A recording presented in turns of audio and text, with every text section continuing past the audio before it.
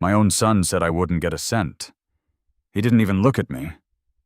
That was right before the lawyer read the will, and the walls of that office nearly shook from Gavin's screaming. But I didn't scream. I didn't even blink, because when Camille wrote my name on that document, she didn't just give me her empire. She gave me a reason to stand up again. And trust me, they had no idea what was coming next. My name is Franklin Hale. I'm 71 years old. For the last 15 years, I've been living quietly in a rent-controlled duplex in Queens, a pension, an old truck with a bad alternator, a fridge with more magnets than food. Most people forgot I ever existed. But I was once married to Camille Harrison, the founder and CEO of one of the most respected boutique development firms on the East Coast. She left me long ago. Took our son, our home, her future. And yet, she left me everything. Because in the end, she trusted the quiet one. Before we continue, hit that like button, subscribe, and let me know in the comments. Have you ever been underestimated by your own family? Because what you're about to hear is not just about inheritance, it's about legacy, regret, and the garden that changed everything. 3 days before that, Will reading. I was standing in my kitchen like I did every morning. Same squeaky linoleum, same radiator groaning like an old man with nowhere left to warm. The handle of my coffee mug cracked. Coffee splashed across my slippers.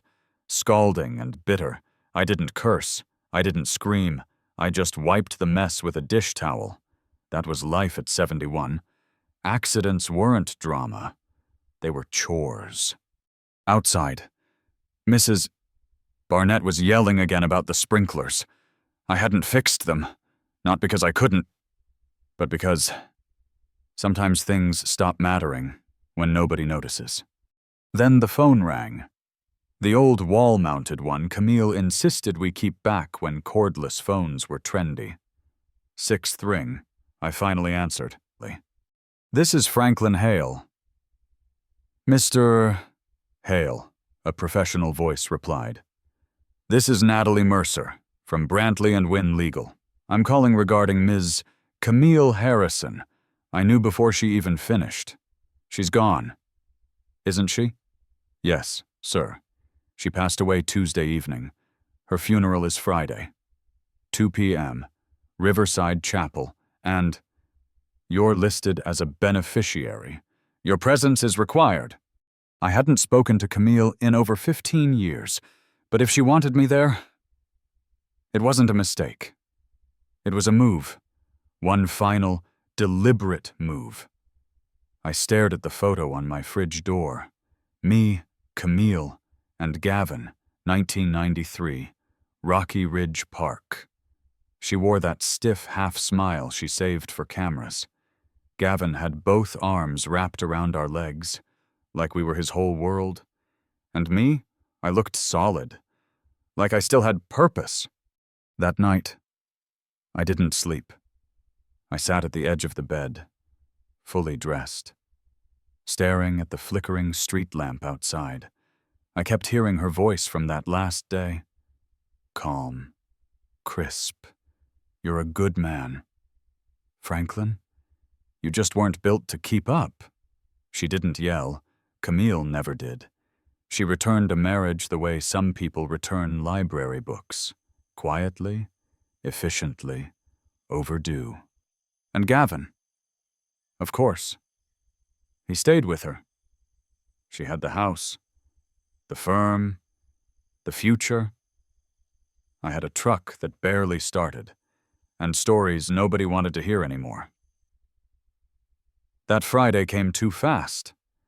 I took the bus to Manhattan. Didn't want to risk jumper cables on a funeral day. The chapel was beautiful. Of course it was.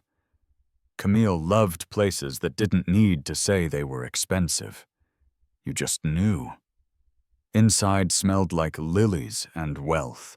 People glanced at me, then looked past. I didn't belong. Gavin walked in late.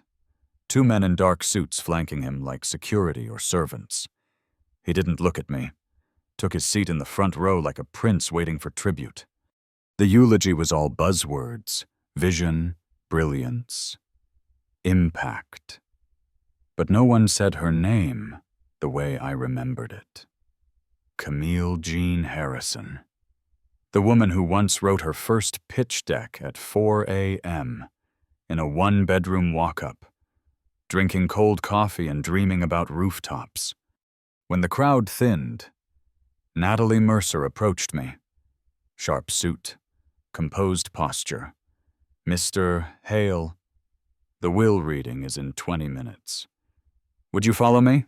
The office upstairs was too quiet, too polished, like money had been vacuum sealed into the walls.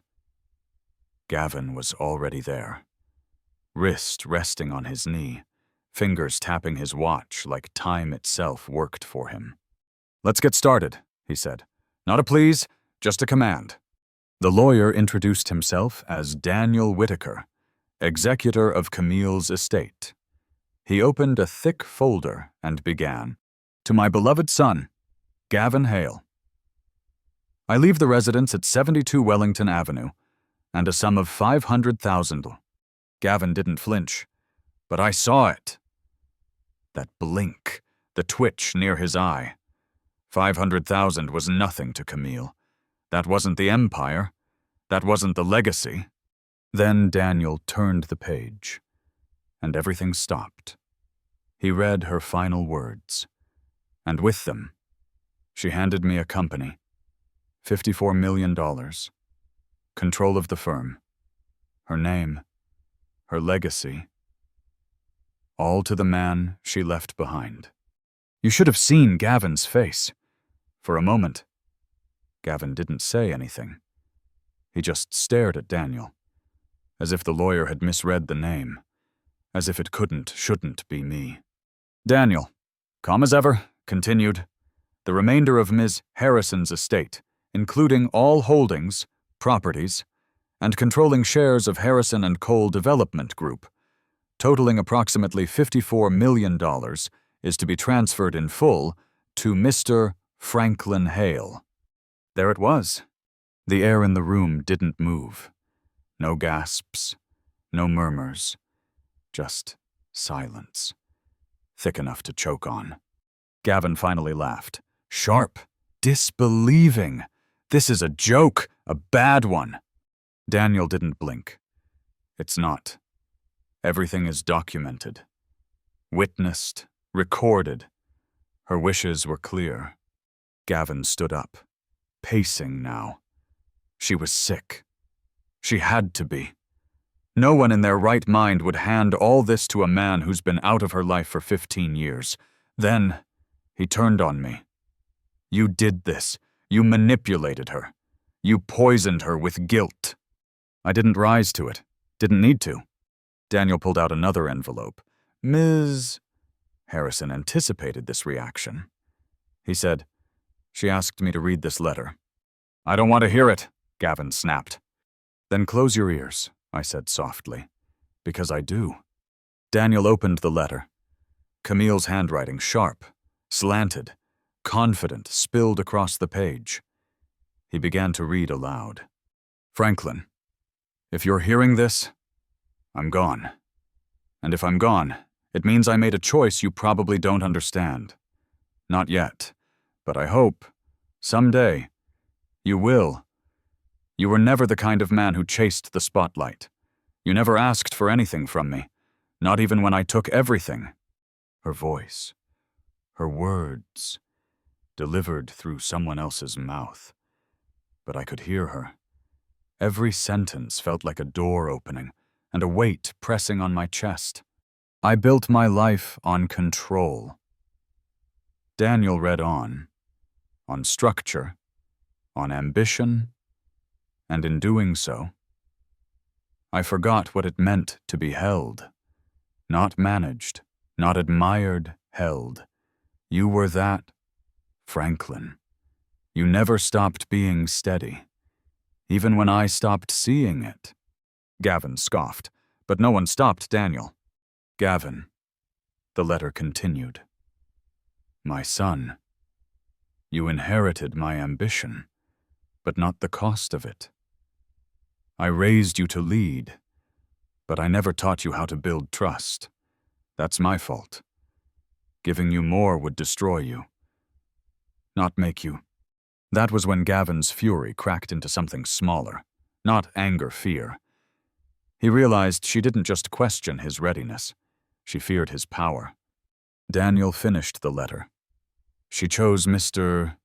Hale, he said, because she believed he's the only one who wouldn't burn it all down just to prove he could. Gavin didn't argue. He stormed out, no goodbye, no threats, just his echo, fading into marble floors. And me, I stayed, sat still. Not in triumph, just stillness. $54 million. A company I hadn't touched in over a decade. A legacy I never asked to carry. When Daniel asked if I had any questions, I just shook my head. My name was on the folder, but it didn't feel like mine. Later that day, I took the bus home. Same rusted bench, same gum stuck under the plastic seat, but people looked at me differently now. One woman even whispered into her phone when I stepped off. By the time I got inside, my landline had 3 voicemails. I didn't check them. I just sat in the kitchen. Same chair, same radiator hissing in the background. That folder sat on the table. Heavy. Still unopened. Instead, I picked up the photo on the fridge again, us before everything broke. Camille in her navy coat, Gavin in his soccer uniform. Me with that face I hardly recognized anymore. Solid. Grounded. Like a man who knew where he stood.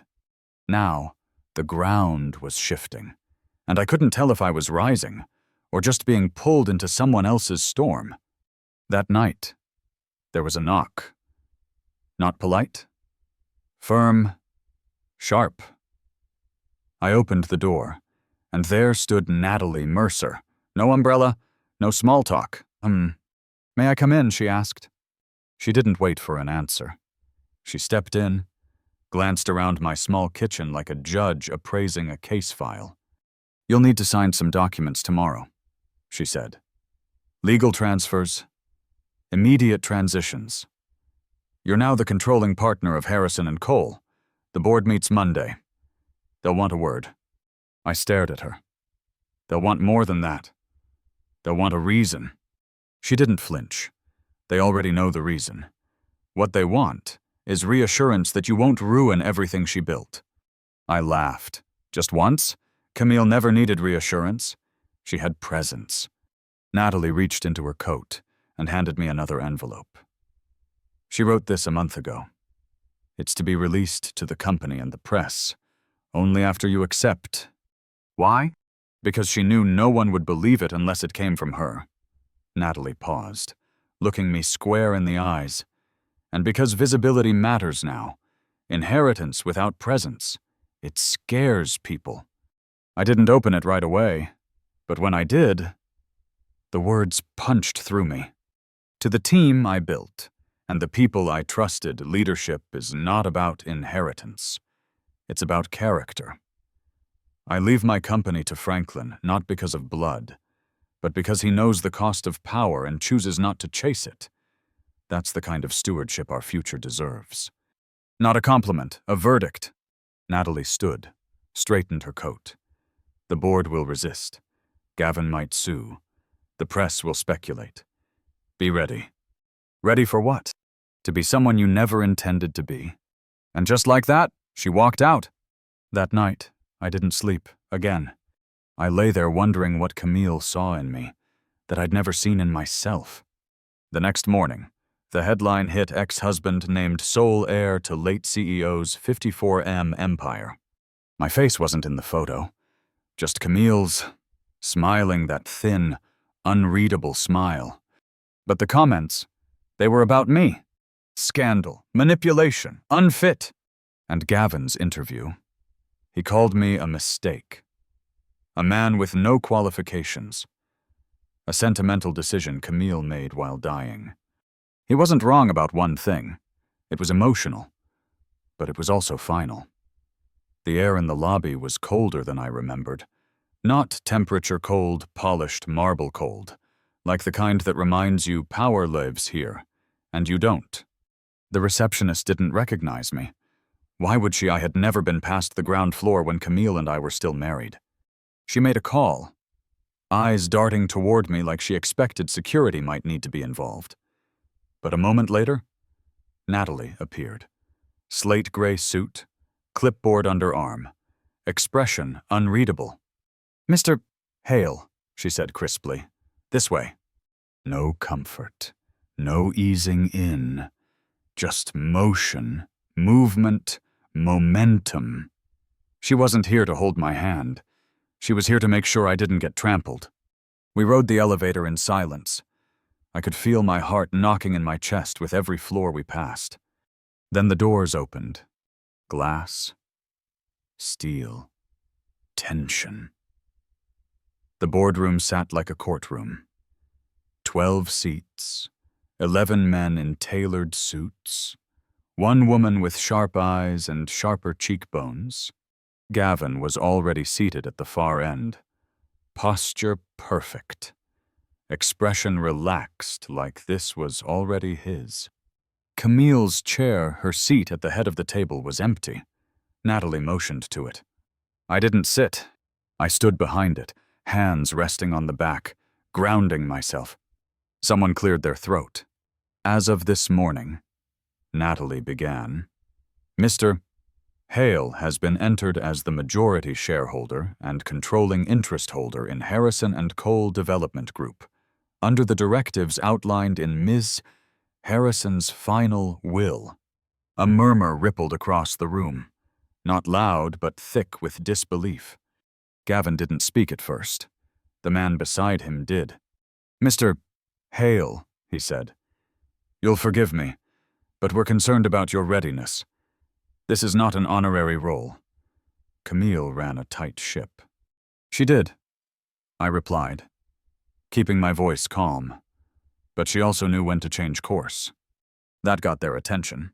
Then the woman with the cheekbones asked, "Do you intend to take over day-to-day operations?" "No," I said without hesitation.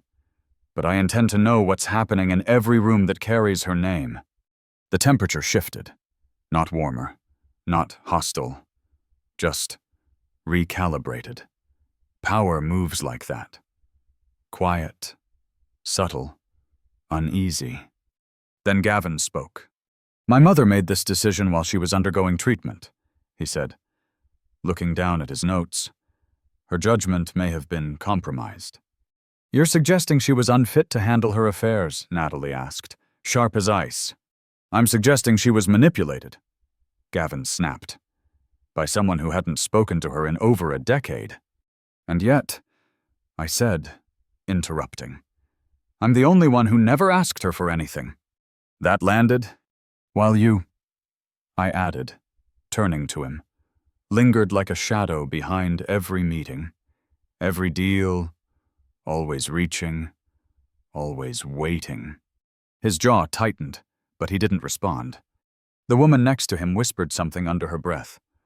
A reminder, maybe, not to take the bait. The silence that followed felt like the second before a storm hits, heavy, unpredictable. Then I sat. Finally, "I'm not here to disrupt," I said, "but I won't be dismissed either. I didn't ask for this company. I was entrusted with it, not because I'm brilliant, but because Camille knew I wouldn't try to remake it in my image." "And whose image will you protect?" a skeptical voice asked. "Hers," I said, exactly as she asked me to. That ended the meeting. No verdict, no vote, just tension. And when I walked out, I knew this wasn't over. Power doesn't shift quietly. It creaks, it fractures, it makes noise eventually. As Natalie and I walked back toward the elevator, she glanced sideways. "That could have gone worse." I raised an eyebrow. "That's what we're calling that." She almost smiled. "I've seen hostile takeovers with more blood." But then her expression turned serious again. "You've earned yourself a target. Mr. Hale. They'll test you now. Every move, every breath." "Let them," I said. "I've spent years being invisible. Maybe it's time they saw me." I didn't sleep that night either. I sat with the folder Camille had left me, finally reading past the letter. Financials, balance sheets, margins scribbled in her handwriting, tight, efficient, fierce. And then I found something else, a folded sketch, hand-drawn, labeled Franklin's Garden. It was a rooftop design. Trees, benches, a small pond. At the bottom, in her handwriting, "Some people lead by voice, others by presence. You were always the latter. Build this, and maybe they'll understand." My throat tightened. I wasn't a builder, but maybe I was a promise, not one that shouts, one that stays. The next morning, I arrived at the office at 7:45. The front desk woman blinked when she saw me. I nodded. "Morning? Mr. Hale." Franklin is fine." I walked the halls, alone, no security, no assistant, just a man in a gray suit, showing up. By noon, I knew 3 things. 1, Camille's people were good, but tired, worn thin from years of sharp pressure. 2, Gavin's influence hadn't vanished. It had gone underground.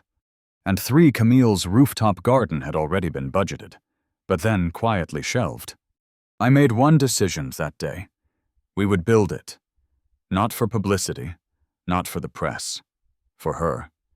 And for everyone who needed a place to breathe.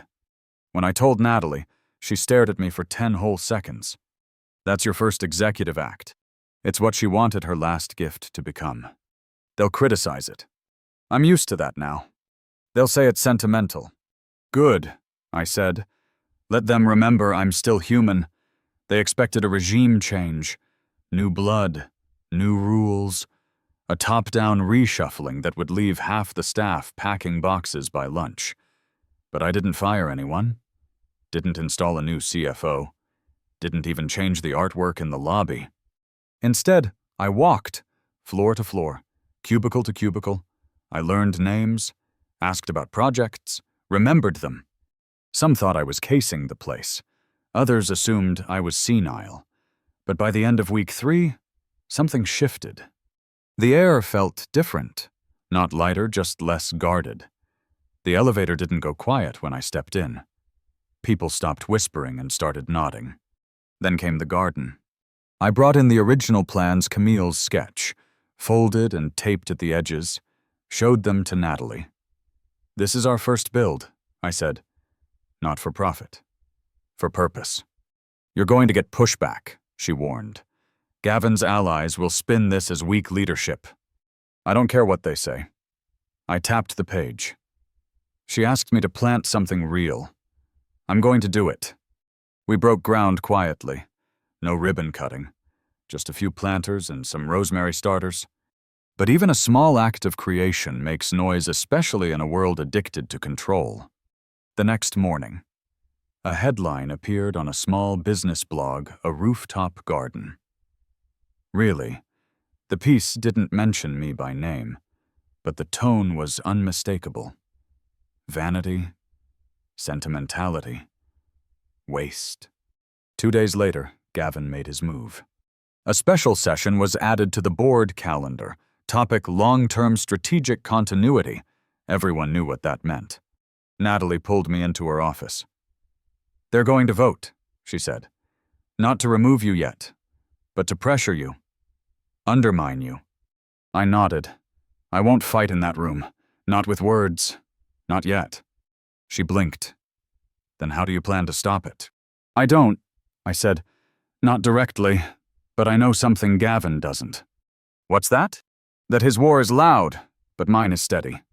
That night, I went back to the rooftop. It wasn't much yet, just gravel, pipes, and 2 raised planters.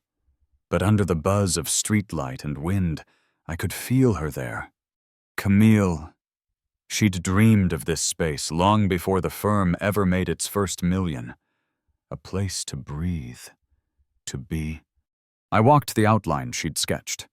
A circle of lavender near the vents, benches facing the skyline, brick laid by hand. I whispered her name, not in grief, but in thanks. She had given me this fight, not a war of ambition, but a promise to protect something bigger than me. The next morning, I showed up to the board meeting early. Gray wool suit, same one I wore to her funeral, cuffs a little frayed, tie tied just right. The room filled slowly. Gavin arrived last, tailored, polished, prepared. He sat like a man waiting to reclaim his throne. The chairman read the motion to discuss leadership continuity and possible reassignment of executive responsibilities. No one looked at me. That told me everything. The vote began. One aye, then another. An abstain, one nay, then two more ayes. It was 5-3, one vote left. All eyes turned to Cynthia Tran, the youngest on the board. She looked down at the table, then at me. Nay, she said. Calm, steady. The motion failed. No cheers, no applause, just silence. The kind that means, for now, you still have a seat at the table. I stood, didn't smile, didn't gloat. I just walked out. Gavin's hands twitched, barely, but I saw it. He wasn't finished, not even close. That afternoon, I returned to my office and found something that stopped me cold. The blueprint for the garden, Camille's original sketch, had been shredded, not removed, not filed, destroyed, ripped at the edges like someone used their teeth. No sign of entry, no cameras, no witnesses. Just jagged paper in my trash bin. I didn't report it, didn't storm into legal. I just sat down, collected the pieces, and started taping them back together. Because some things, especially the fragile ones, deserve to be made whole again, even if only by hand. Later that night, Natalie came to my apartment. She didn't speak at first, just handed me a thick manila folder. Inside emails, meeting transcripts, private notes from a board subcommittee I hadn't even known existed. Gavin had started the takeover. Not loudly, quietly. He called it streamlining. He proposed pausing the rooftop garden indefinitely, redirecting the budget into a performance fund, rebranding the firm to attract younger investors. My role moved to advisor emeritus, not fired, erased. We sat in silence for a long time. She stared at the fireplace. I stared at my hands.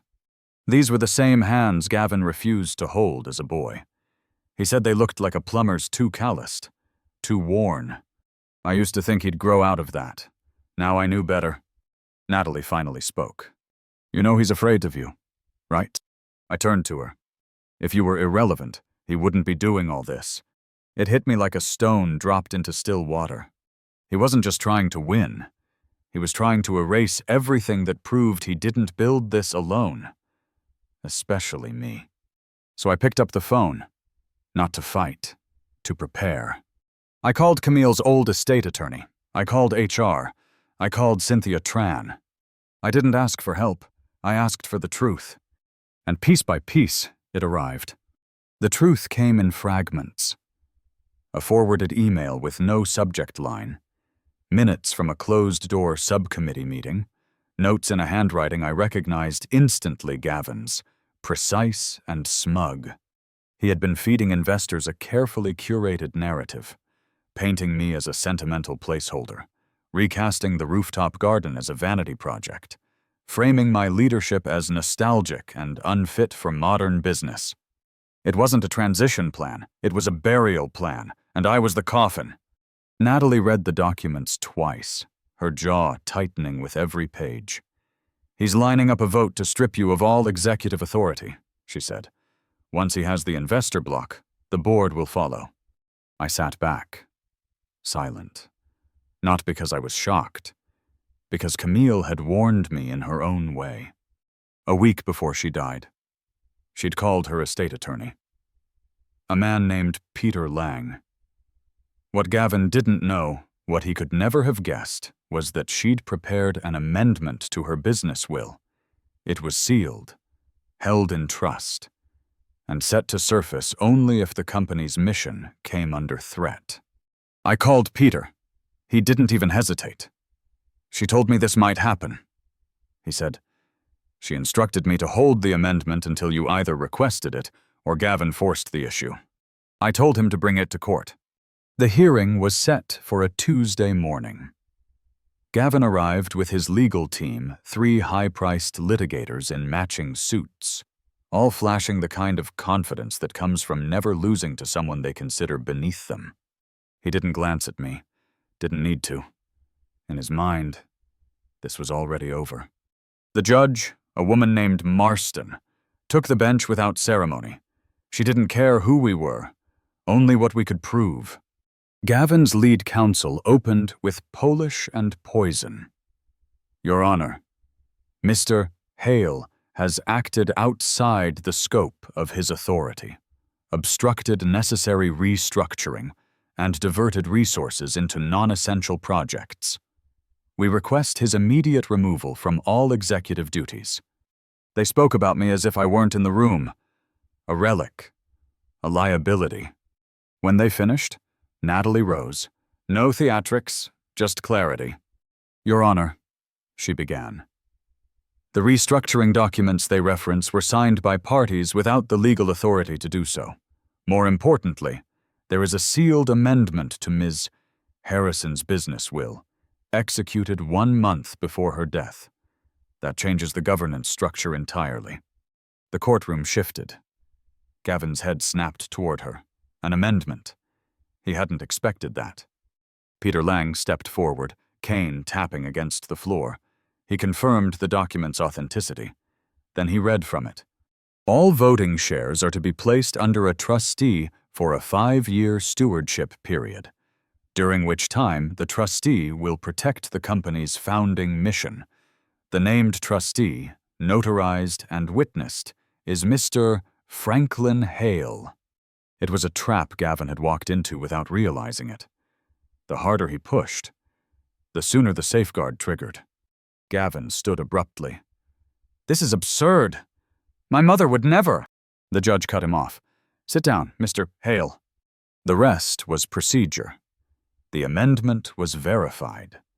Camille's handwritten notes were entered into evidence private memos where she expressed concern that her son might steer the firm away from its principles. When it was my turn, I kept it simple, Your Honor. I didn't come back to run this company for myself. I came back to protect what Camille built. The rooftop garden isn't a distraction. It's a promise that no matter how high we build, we remember the ground we came from. The judge called a recess. Gavin stormed out. I stayed seated, hands steady on the table. 2 days later, the ruling came. Judge Marston's voice was as flat as the desk in front of her. This court recognizes the authority of the amended business will. Effective immediately, Mr. Franklin Hale is restored to full trustee oversight for the 5-year stewardship period. All restructuring proposals initiated by Mr. Gavin Hale are suspended pending independent review. Gavin didn't say a word. He gathered his papers, left the courtroom, and didn't look back. I stayed where I was for a long time, not celebrating, just breathing. Natalie leaned over. He underestimated her, she said quietly. He always did. I replied. Back at the office, I didn't address the court case in meetings. No speeches. No I told you so. Instead, I went to the rooftop. The planters were still there, half empty, waiting. I picked up a trowel and started planting lavender, 1 root at a time. Not for the press. Not for the board. For Camille. And for everyone who needed to see that, no matter how much noise someone makes trying to erase you, growth is still possible. That afternoon, a few employees wandered up. No invitation. Just curiosity. One brought a watering can.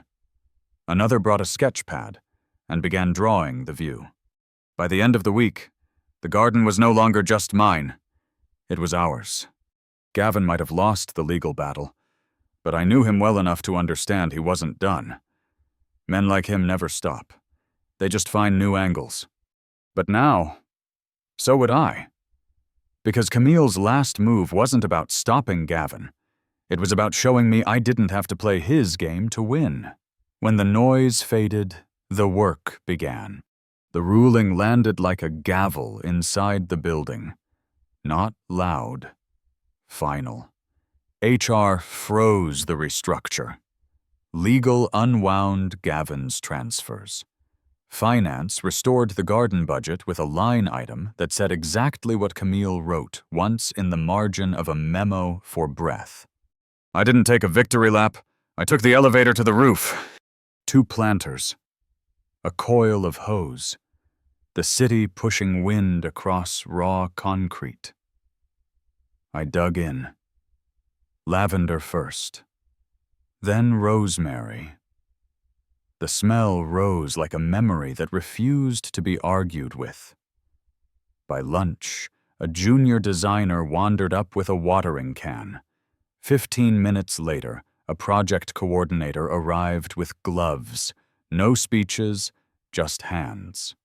News moved as fast as doubt. A cable show called me sentimental. An op-ed labeled the garden a widower's hobby. I printed that page, taped it behind Camille's sketch, and kept planting. Some noise is just weather. Inside, I set the tone with small choices. I propped the office door open. I ate in the cafeteria on Wednesdays, on Fridays.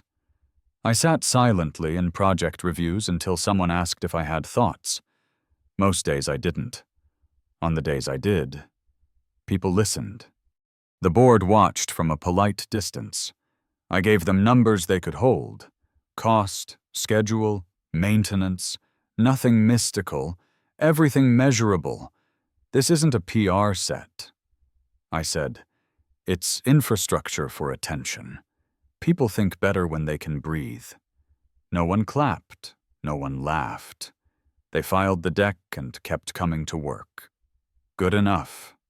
By week 3, the roof didn't feel abandoned. Facilities installed 2 benches we built from reclaimed beams. The carpenters curved the backs just enough to feel like an embrace. A procurement assistant brought up a box of broken ceramic from a botched lobby renovation years ago. We laid a mosaic path from those shards. Imperfect tiles. Perfect in the way only honest things are. In the middle we set a small bronze plaque. 6 words. Grow what matters. Remember what roots you. The first time I found someone crying up there, it was an engineer I barely knew. She waved me off, embarrassed. Don't mind me, she said. I'll be fine. I sat on the opposite bench. We didn't speak. 10 minutes later, she nodded and left with steadier breath. I stayed and trimmed the rosemary. Reactions found me in odd places. A barista slid my coffee across the counter and said, "Thanks for talking about the quiet people." The night janitor in our lobby shook my hand without a word. The receptionist, 18 years at the desk, showed me a photo of her daughter's graduation. None of that shows up on a balance sheet. All of it moves a company. Not everyone thawed. A trade blog ran a piece titled "Inheritance Gone Sentimental." A partner forwarded it to me with no comment. I replied with the maintenance schedule and a photo of 2 interns sketching the skyline from the bench. He didn't write back. He didn't need to. Natalie kept the center from wobbling.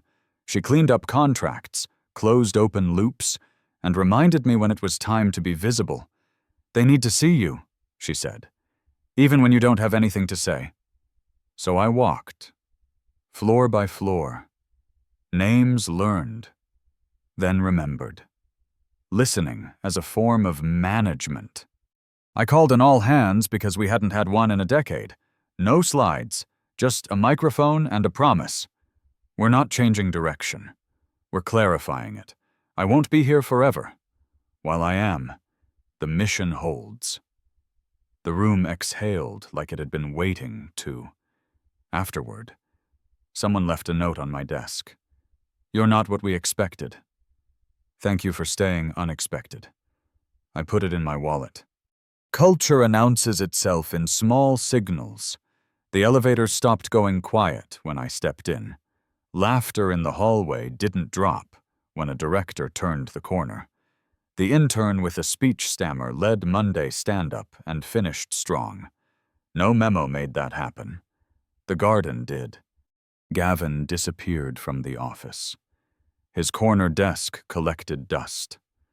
The chairs around it faced the window like a set stage where no one showed.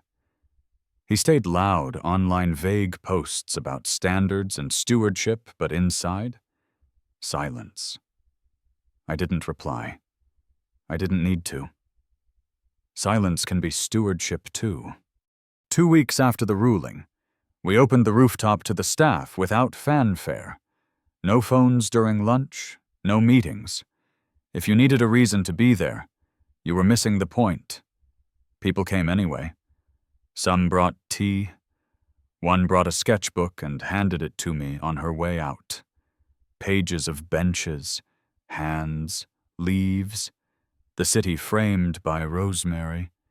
This place saved me a little, she said. I believed her. The board asked for a status review. Same room, same chairs, same glass. I gave them the update in 5 sentences. On budget, on schedule, uptick in retention, and cross-team collaboration. 2 clients asked for tours. We're not building a rooftop. We're building stamina. No one objected. No one cheered. We adjourned in 13 minutes. My kind of meeting? It happened on a late afternoon. The city lit like warm brass. Footsteps. I turned. Gavin stood at the stairwell in jeans and a faded sweatshirt he had once stolen from my closet in college. No entourage, no lawyer. He didn't speak. He walked the mosaic path slowly, eyes on the broken tiles we had made whole. He stopped at the plaque and read the line twice.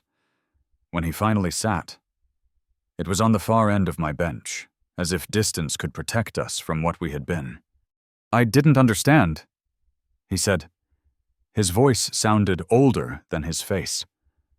I kept trying to force this place to make me feel like someone. It never worked. I let the quiet hold him up. He kept going. I thought you were in my way. I thought if I didn't take control, I would be nothing. He stared at the rosemary. I was already nothing. I just didn't know it. I didn't offer absolution. I didn't offer a plan. I pointed at the trowel leaning against the planter. Help me finish the lavender, I said. We worked without talking. Dirt under our nails, city in our ears. When we were done, he stood and looked at the skyline like it could tell him what came next. Thank you for not burning it down, he said. It isn't mine to burn, I answered. He nodded once, then left the way he came. No promises, no performances, just footsteps and a door that closed softly, the sound of a man who might be ready to stop insisting and start learning. That night, I watered the new plants and watched the last light slip between towers. Consequences had settled. Reactions had passed their peak. What remained was work, the kind that grows roots. Tomorrow would be another day of numbers and names and small, steady choices. And maybe, if we kept choosing well, the garden would do what gardens do. It would make a future out of fragments. I used to think leadership was volume. The louder voice, the bigger office, the firmer handshake. Turns out it is none of that. It is attention. It is choosing not to flinch when the room wants a performance. It is planting something that will outlive your name. After the ruling, the garden finished itself the way good ideas do, by pulling people in. Facilities shaped the benches. Interns set tiles. The engineer who cried up there now brings tea on Fridays. Natalie never says it, but I know she saved my stewardship as much as any judge did. Cynthia keeps asking the only question that matters. Does this serve the mission? When the answer is yes, the noise stays outside. Gavin came back once more. Not to the boardroom, but to HR. He asked to volunteer on the education initiative Camille drafted years ago and never launched. A mentorship for first-generation architects. No speech, just a form. Signed, I did not push him to do more. Redemption needs room, not pressure. What did I learn? That silence is not weakness. It is calibration. That legacy is not a crown. It is a duty you carry until the next pair of hands is ready. That a company can be a garden if you build places to breathe and reasons to stay. Numbers matter. People matter more. Hold both, or you are just decorating power. My plan is simple. Finish the 5-year stewardship. Train 3 successors who argue well, listen better, and know why we exist. Keep the door off its hinges. Keep the roof open at lunch. Protect the line on the plaque. Grow what matters. Remember what roots you. The end is open on purpose. Gavin may stumble again. So might I. Markets turn. Boards forget. Wind snaps branches. When that happens, we go back to first principles. We replant, we keep showing up. Presence is a strategy. If this story found you, tell me where. Have you ever been dismissed? Then asked to carry the thing no one thought you could? What would your rooftop look like? Leave a comment. Share this with someone who needs a quiet kind of courage today. And if you want more stories about the battle between noise and purpose, like this video and subscribe. I will be here each week, not shouting, just tending, until it is time to hand over the trowel.